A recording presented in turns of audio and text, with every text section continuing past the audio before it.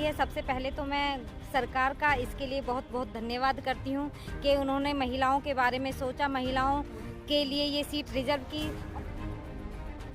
शहर में जगह जगह इस सीट को लेकर बहुत उत्साह मनाया गया और शहर की सारी महिलाएं इससे बहुत खुश हैं। बहुत सारी महिलाएं आ रही हैं, लेकिन मुझे लेकर लोगों में जो उत्साह दिखा उसके लिए मैं बहुत खुश हूँ। तहे दिल से उनकी आभारी हूँ कि उन्होंने मुझे इस लायक समझा। मैं ग्रेजुएट हूँ, उसके बाद मैंने पोस्ट ग्रेजुएशन की है इकोनॉमिक्स से, उसके बाद मैंने एमफिल किया है इकोनॉमिक्स से और मैंने एलएलबी किया हुआ है और एडवोकेट हूँ। तो मैं चाहूँगी जो कार्य पिछले 5 साल में रह गए हैं समय के कारण या किसी भी परिस्थिति के कारण, अगर मैं चेयरपर्सन बनती हूँ सोहना की, तो मैं वो सारे कार्य पूरे कराऊंगी और जहाँ भी शहर में कोई भी जो कमी होगी, लोग जिस बात को लेकर आएंगे या मैं अपनी तरफ से पूरी कोशिश करूँगी कि शहर का चहुमुखी विकास हो।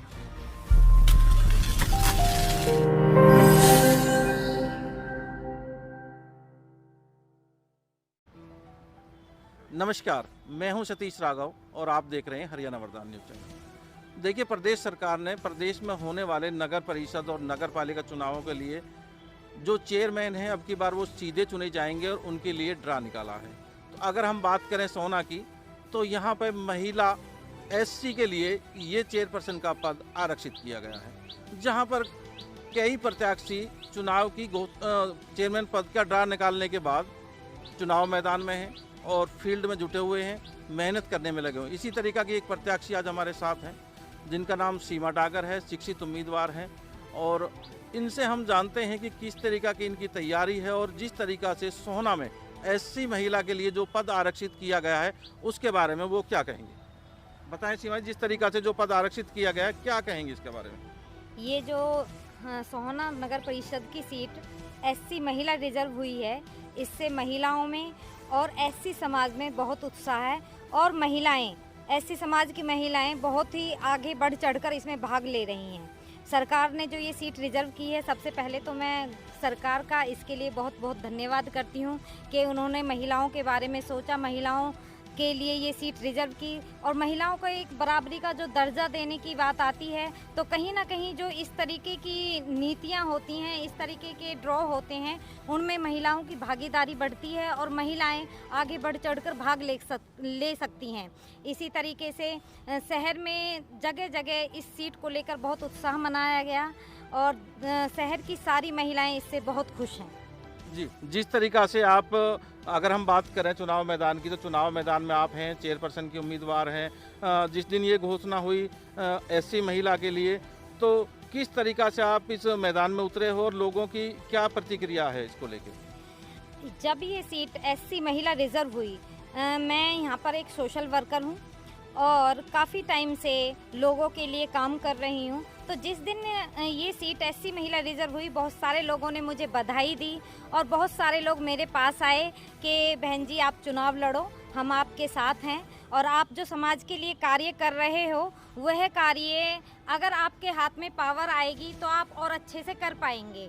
और ये जो और लोगों के ऐसा और लोग भी इसमें, बहुत सारे लोग उम्मीदवार आ रहे हैं, बहुत सारी महिलाएं आ रही हैं, लेकिन मुझे लेकर लोगों में जो उत्साह दिखा उसके लिए मैं बहुत खुश हूँ। तहे दिल से उनकी आभारी हूँ कि उन्होंने मुझे इस लायक समझा कि मैं ये चुनाव लड़ सकूँ। लोग अपनी मर्जी से खुद जाकर मेरे लिए प्रचार प्रसार कर रहे हैं, उनके लिए उनको मैं बहुत बहुत धन्यवाद करती हूँ। हालांकि मेरा कोई मन नहीं था कि मैं ये चुनाव लड़ूँ, लेकिन बहुत सारे लोगों ने मुझे आकर जब ये कहा तो मुझे लगा हाँ, कहीं ना कहीं मुझे चुनाव लड़ना चाहिए।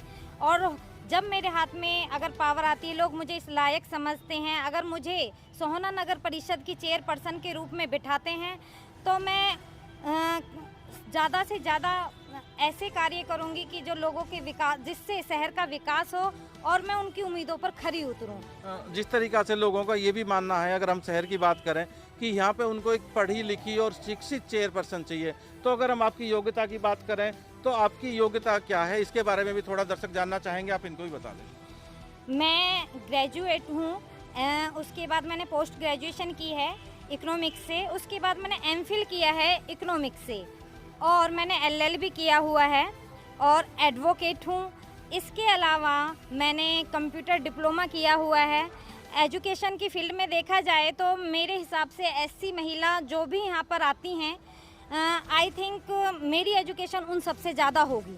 जी, चलो एजुकेशन की हम ये बात हुई तो आपने बताया कि शिक्षित एक उम्मीदवार आप हैं और लोगों को चाहिए, जो अभी तक लोगों की राय निकल के आई है, एक शिक्षित उम्मीदवार उनको चाहिए। तो इसके अलावा और भी शिक्षित उम्मीदवार हो सकते हैं, वो कोई एक विषय नहीं है। लेकिन सबसे बड़ी बात यह है कि आपकी नज़र में शहर में इस तरीक़ा के कौन से मुद्दे हैं जो उनका विकास होना चाहिए था और अभी तक नहीं हो पाया, आखिर कारण क्या रहा है? शहर में ऐसे बहुत सारे मुद्दे हैं जिनका विकास होना चाहिए था लेकिन नहीं हो पाया। शहर की सीट पर चेयरपर्सन कोई भी हो, हर बंदा ये चाहता है जो चेयरपर्सन बनता है कि वो शहर में ज़्यादा से ज़्यादा विकास करे। लेकिन कई बार परिस्थितियाँ ऐसी हो जाती हैं कि वो जो विकास होना होता है वो नहीं हो पाता है। एग्जाम्पल के तौर पर हमारे शहर में एक मंगल कॉलोनी है, वहाँ पर एक नाला है और सरकार ने भी और जो चेयरपर्सन रहे हैं पहले, उन्होंने भी पूरी कोशिश की कि इस नाले को हटाया जाए और वहाँ का जो रास्ता है, जो वहाँ जल भराव होता है, उसको दूर किया जाए। लेकिन वहाँ पर कोर्ट से स्टे हो गया, इस कारण वह कार्य नहीं हो पाया। तो मुद्दे बहुत सारे हैं और हर बंदा जो भी चेयरपर्सन बनता है या बनता आया है, सबने अपनी तरफ से पूरी कोशिश की है कि शहर का विकास किया जाए। लेकिन परिस्थितियाँ कई बार ऐसी होती हैं कि पाँच साल के पीरियड में वो कार्य पूरा नहीं हो पाता है और उसको और टाइम चाहिए होता है, या कुछ ऐसी स्थितियाँ हो जाती हैं कि वो कार्य पूरा नहीं हो पाता है। तो मैं चाहूँगी जो कार्य पिछले 5 साल में रह गए हैं समय के कारण या किसी भी परिस्थिति के कारण, अगर मैं चेयरपर्सन बनती हूँ सोहना की, तो मैं वो सारे कार्य पूरे कराऊंगी। और जहाँ भी शहर में कोई भी जो कमी होगी, लोग जिस बात को लेकर आएंगे, या मैं अपनी तरफ से पूरी कोशिश करूंगी कि शहर का चहुमुखी विकास हो और शहर की कोई समस्या ना रहे।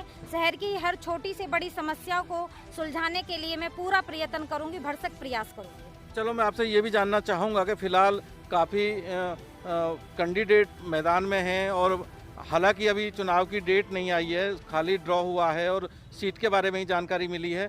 तो आप अपने चुनाव को किस तरीक़ा से देखते हो? आप न प्रतिबंधित किसको मानते हो इसमें? देखिए, जो चुनाव है उसमें हर व्यक्ति जो चुनाव लड़ रहा है वो प्रतिद्वंदी है, क्योंकि हर व्यक्ति अपनी तरफ से पूरी कोशिश करेगा, अपना पूरा एफर्ट्स लगाएगा और अपनी पूरा भरसक प्रयास करेगा कि वो ज़्यादा से ज़्यादा वोट एकत्रित करे। मैं भी सभी की तरह एक प्रतिद्वंदी हूँ और मैं भी अपनी पूरी कोशिश कर रही हूँ, लोगों से मिल रही हूँ और अपनी टीम गठित की हैं, डोर टू डोर कर रही हूँ और लोगों को अपनी तरफ खींचने के लिए उनको अपनी मैंने जो कार्य किए हैं या मैंने जो भी किया है वो सब बता रही हैं। तो हर व्यक्ति का अपना अपना व्यक्तित्व है, अपनी अपनी पहचान है। जो भी इसमें आ रहा है सबका अपना व्यक्तित्व है, सब अपने तरीके से अपना काम कर रहे हैं और बाकी जिसकी किस्मत होगी और जिसको लोग पसंद करेंगे वो नगर परिषद का चेयरपर्सन बन जाएगा। देखिए, ठीक बात आपकी है कि जिसको लोग पसंद करेंगे, जिसको लोग वोट करेंगे, चेयरपर्सन वही बनेगा। लेकिन इस बीच में एक पेच और भी फंसता है। जिस तरीक़ा से अब की बार बीजेपी पार्टी ने सिंबल पर चुनाव लड़ाने की बात कही है, शायद कांग्रेस पार्टी भी लड़ाए, इसके अलावा बीएसपी भी लड़ाए। तो इस परिस्थिति में आप एक समाज सेविका हैं, तो कितना असर आपके चुनाव पर पड़ेगा? देखिए, किसी भी पार्टी का अगर कोई बंदा सिंबल लेके आता है, सिंबल पर चुनाव लड़ता है, तो उसका डेफिनेटली फ़र्क तो पड़ता है, क्योंकि कुछ वोटर ऐसे होते हैं जो पार्टी से जुड़े होते हैं, वो चाहे बीजेपी हो, बीएसपी हो, कांग्रेस हो, जेजेपी हो, कोई भी हो, कुछ वोटर पार्टी का होता है, तो उसका इफ़ेक्ट तो पड़ेगा। लेकिन जहाँ तक मुझे लगता है, जो सोहना नगर परिषद चेयरपर्सन का चुनाव होगा वो एक व्यक्तित्व पर होगा, एक चेहरे पर होगा। इसमें एक चेहरे की पहचान भी होगी और जो लोग वोट करेंगे वो सिर्फ पार्टी देखकर नहीं करेंगे, वो चेहरा देखकर वोट करेंगे और काम देखकर वोट करेंगे कि पास्ट में उन्होंने क्या काम किया है। जो भी व्यक्ति चेयरपर्सन के चुनाव के लिए आ रहा है, उन्होंने समाज को क्या दिया है और वो समाज को क्या दे सकता है। बाकी जो कुछ वोटर हैं वो पार्टियों से जुड़े हुए हैं, तो उनका सोचने का तरीका अपना अलग है। हर वोटर का अपना अपना तरीका है। लेकिन मुझे जहाँ तक लगता है कि लोगों को सिर्फ ये देखना चाहिए कि कौन उनका विकास कर सकता है और कौन इस काबिल है कि वो इस चेयरपर्सन की कुर्सी को अच्छे से संभाल सके और लोगों की समस्याओं को सुलझा सके। क्योंकि सिर्फ कहते हैं ना, बंदूक पकड़ाने से बंदूक चलानी नहीं आती, बंदूक उसको देनी चाहिए जिसको बंदूक चलानी आती हो, निशाना लगाना आता।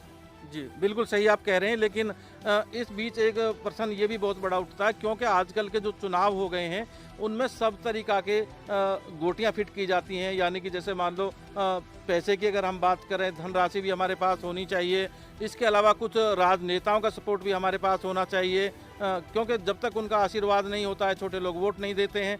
तो इसको देखते हुए आपकी फाइनेंशियली अगर स्थिति की हम बात करें या राजनेताओं की बात करें, तो ये दौर आपके लिए मेरे ख्याल से कठिन नहीं होगा। और क्या परिस्थिति इसमें रहेगी, किस तरीक़ा से आप चुनाव को फाइट करेंगे?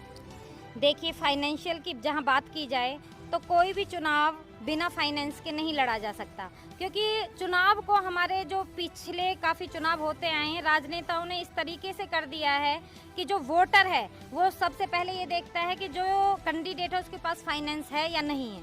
तो फाइनेंस का एक बहुत बड़ा रोल होता है। दूसरा, व्यक्तित्व का भी रोल होता है कि हाँ, बंदे का व्यक्तित्व क्या है, वो कितनी वोट ले सकता है, क्योंकि एक चेहरे की भी पहचान होती है समाज में कि समाज में कोई व्यक्ति क्या कार्य कर रहा है, किस तरीके से कर रहा है। लेकिन अगर मैं अपना व्यू दूं तो मेरे हिसाब से लोगों को फाइनेंशियल बैकअप ना देखकर एक व्यक्तित्व को देखना चाहिए, क्योंकि अगर जो बंदा चुनाव में जितना ज़्यादा खर्च करेगा, फिर हम उससे ये एक्सपेक्टेशन करते हैं कि वो हमारा ज़्यादा से ज़्यादा विकास करे। तो आप खुद सोचिए, अगर आप एक खुद कैंडिडेट हैं और आप करोड़ों रुपए खर्च कर देते हैं, तो आप पहले क्या सोचोगे कि आपने जो करोड़ों खर्च किए आप उसको कवर करो। तो इससे अच्छा ये है ना कि हम जब वोट कर रहे हैं तो हम ये कोशिश करें कि जो कैंडिडेट है उसका पैसा खर्च ना कराएं, क्योंकि पैसा जो बंदा कम खर्च करेगा वो उतना ज़्यादा विकास करेगा। वो ये नहीं सोचेगा कि मुझे अपना पैसा कवर करना है या कुछ करना है। तो लोगों का व्यू ये होना चाहिए कि पैसे को ना देखते हुए व्यक्तित्व को देखें, लोगों को देखें, चेहरे को देखें, और ये देखें कि सच में जो कैंडिडेट खड़ा है, चाहे मैं हूँ चाहे कोई और है, वो इस लायक है कि हम उसको चेयरपर्सन बनाएं। क्या वो इस लायक है कि समाज को कुछ दे सकता है? क्या वो इस लायक है कि हमारे यूथ को डेवलप कर सकता है? क्या वो इस लायक है कि हमारे जो बुजुर्ग हैं उनका सम्मान कर सकता है? क्या वो इस लायक है कि हमारे नगर परिषद के चहुमुखी विकास में अपना भरसक प्रयास करेगा या नहीं करेगा? चलो, मेरे एक लास्ट प्रश्न और आपसे है, आप अपनी जीत को कितना सुनिश्चित मानते हो और किस आधार पर मानते हो? मैं अपनी जीत को 100% नहीं कहूँगी, लेकिन मैं अपना 100% दूंगी, प्रयास करूँगी, पूरा प्रयास कर रही हूँ। बाकी किस्मत की बात है, जिसको बनना है वो बनेगा, चाहे मैं बनूँ चाहे कोई और बने। लेकिन मेरा पूरा फोकस ये है कि मैं अपना पूरा एफर्ट्स लगाऊँ, अपनी पूरी हर तरीके से मैं अपनी पूरी कोशिश कर रही हूँ, लोगों से मिल रही हूँ, मेहनत कर रही हूँ। मेहनत मेरी है, रहमत परमात्मा की है, बाकी देखा जाएगा जो होगा। इस दौरान आप लोगों के बीच में भी गए हैं, कुछ सहयोगी आपको जिन्होंने आपको बधाई दी है, जो आपके साथ लगे हुए वो भी लोगों के बीच में गए हैं, तो किस तरीका का सहयोग लोगों से आपको मिल रहा है? देखिए, जो मेरे सहयोगी लोगों के बीच में गई हैं और मैं भी जहाँ पे गई हूँ, मुझे लोगों का भरपूर प्यार मिल रहा है। और उनका जो प्यार है, ऐसा नहीं है कि मतलब दिखावटी वाला प्यार नहीं है, जो एक्चुअल में होना चाहिए वो प्यार। तो उससे मुझे उत्साह मिल रहा है। मुझे ये लग रहा है कि मैं चाहे चुनाव जीतूँ ना जीतूँ, लेकिन जो लोगों का मुझे प्यार मिला है, मैं चेयरपर्सन बन गई उनके प्यार से। तो आप ये मतलब जीत सुनिश्चित नहीं मान रहे हैं क्या अभी भी अपनी? जिस तरीका से लोगों का आपका सहयोग या प्यार जो मिल रहा है, लोगों के बीच में जा रहे हैं, क्या मानते हैं आप? देखिए, जीत सुनिश्चित 99% मानी जा सकती है, लेकिन 1% हमें ऐसा सोचना पड़ता है। ज़रूरी नहीं, कई बार हम पूरे एफर्ट्स लगाते हैं, पूरी मेहनत करते हैं और भरसक प्रयास करते हैं, लोगों का भी पूरा रुख होता है, लेकिन कई बार फिर भी लास्ट टाइम पे इलेक्शन चेंज हो जाता है। तो मैं अपना ये है 99% मुझे लगता है कि हाँ, मैं जीत सकती हूँ, लेकिन मैं 100% नहीं कह सकती, क्योंकि चुनाव है, चुनाव में स्थितियाँ चेंज होती रहती हैं, कभी इधर कभी उधर। तो कोई हम बिल्कुल 100% कोई भी व्यक्ति श्योर नहीं हो सकता कि वो जीतेगा। तो मेरा काम है अपना प्रयास करना, अपनी जितने एफर्ट्स हैं वो लगाना, लोगों से मिलना और अपना जो है अपना बताना कि मैं क्या क्या कर सकती हूँ, मैंने क्या क्या करना है। अगर लोगों को मैं पसंद आऊँगी, उनको लगेगा कि मैं इस लायक हूँ और मैं चेयरपर्सन बन सकती हूँ, उनमें मुझ में काबिलियत नज़र आएगी लोगों को, तो डेफिनेटली मैं जीतूँगी। और अगर उनको काबिलियत नज़र नहीं आती है, मुझ में कमी नज़र आती है, तो कुछ भी हो सकता है। बहुत बहुत धन्यवाद आपका हरियाणा वरदान पे अपनी बात बताने के लिए। तो दोस्तों, जिस तरीक़ा से सीमा डागर हमारे पास थी, शिक्षित उम्मीदवार हैं, समझदार उम्मीदवार हैं और लोगों का सपोर्ट और सहयोग इनके साथ है। लेकिन देखना इस बात का होगा कि चुनावों की डेट कब आती है और कब कितने प्रत्याशी यहाँ पे मैदान में आते हैं और ये अपनी जीत को कितना सुनिश्चित कर पाते हैं। धन्यवाद। देश व प्रदेश की खबरों को सबसे पहले देखने के लिए हरियाणा वरदान चैनल को सब्सक्राइब करें, लाइक करें व शेयर करें।